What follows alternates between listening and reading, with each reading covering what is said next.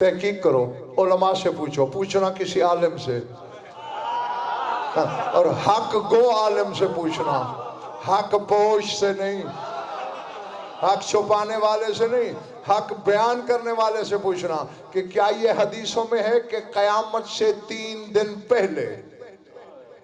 कुरान घरों से गायब हो जाएगा, सीनों से उठा लिया जाएगा,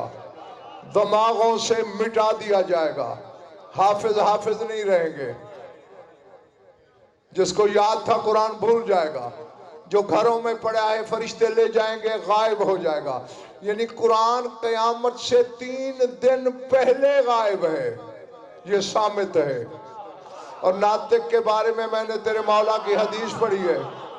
पर मैं कायनात की आखिरी शय भी तबाह हो जाएगी, फिर भी इमाम बाकी रहेगा।